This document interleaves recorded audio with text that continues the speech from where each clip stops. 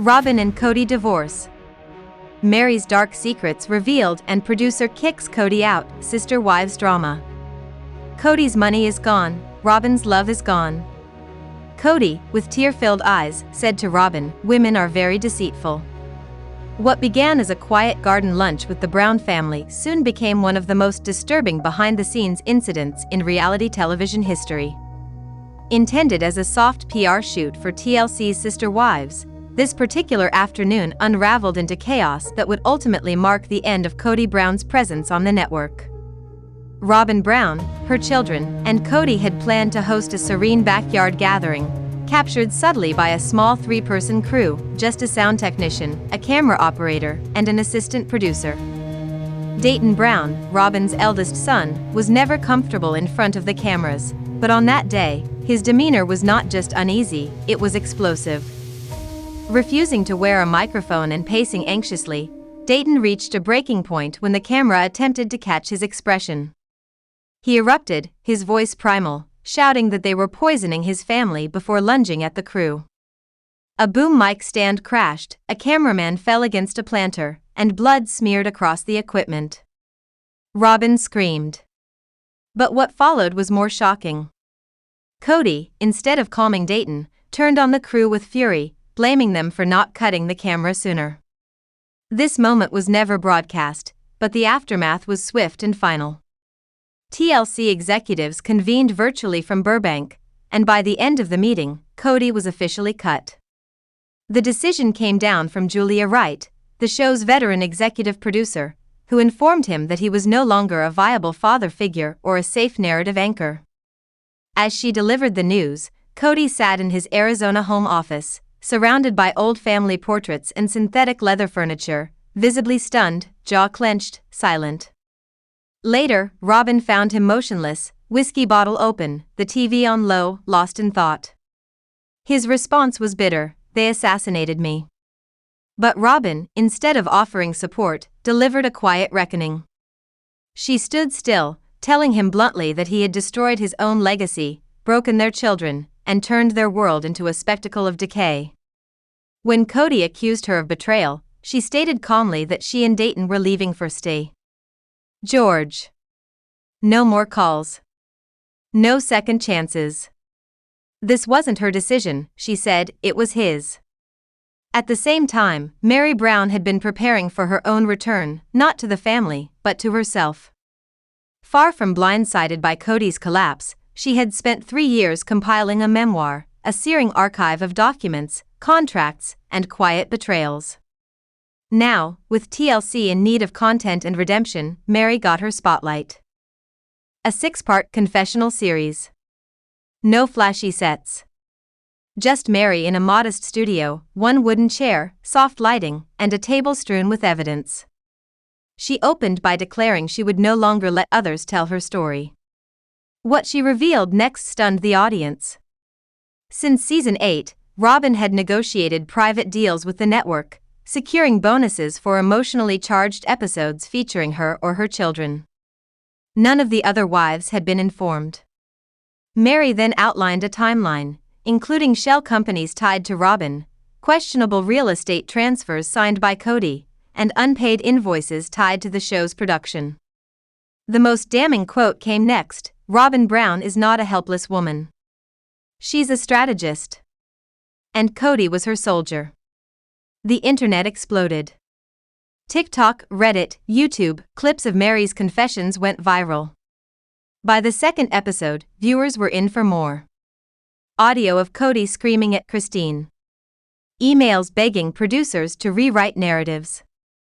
Voicemails of Robyn pleading for story control. Eventually, TLC made a stunning pivot. Meri, Christine, and Janelle became the new face of the show. The rebranded series, Sister Wives, reclaimed was announced with a Times Square billboard. Meri stood alone, hair blowing, arms crossed, the slogan bold, "The real wife. She's done waiting." Meanwhile, Kody disappeared from public life. Once a household name, now he wandered gas stations, muttering to himself. He launched a podcast, it bombed after 3 episodes. A YouTube channel followed, comments were disabled within a day. Robyn refused to take calls. Dayton entered therapy. Rumors of legal action, sealed court records, and an ex-producer's claims of dark footage from the Las Vegas days circulated. It was too late to contain it. The empire was crumbling. Janelle Brown, meanwhile, was rising. Long cast in the shadows of Kody's erratic decisions, Janelle quietly made her escape. Her breaking point came during COVID, when Kody imposed strict, alienating rules on her and her children. Inspired by Christine, she began planning her departure. By 2022, she had spiritually divorced Kody. In 2024, she left Flagstaff and moved to North Carolina to be closer to her daughter. She started businesses, Tata Farms, a t-shirt line, and began constructing her own home. With the division of Coyote Pass land finalized, Janelle received $35,000 and complete autonomy. In a public statement, she declared 2025 the year she eliminated toxicity, and so far, she had. With her land, her ventures, and her own power, Janelle emerged as a woman not just surviving, but thriving. While Janelle rose, Robyn fell. Season 19 revealed what fans had long suspected. The orchestrator behind the scenes, Robyn, who once portrayed herself as a victim, was now seen as the master manipulator. Entering the family in 2010, she had tried to integrate with Meri, Christine, and Janelle, but gradually isolated herself and gained power. Her relationship with Kody deepened while the others withered. Despite her professed belief in plural marriage, it became clear she wanted monogamy. She got it, but it didn't bring her joy. The deeper Robyn and Kody sank into each other, the more fractured the family became. Her repeated cries of being an outsider didn't match reality. She had the husband. She had the attention. But she lacked the connection.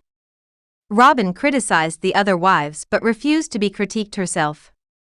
During the pandemic, she tightened her grip, enforcing extreme boundaries that kept Kody close and others distant.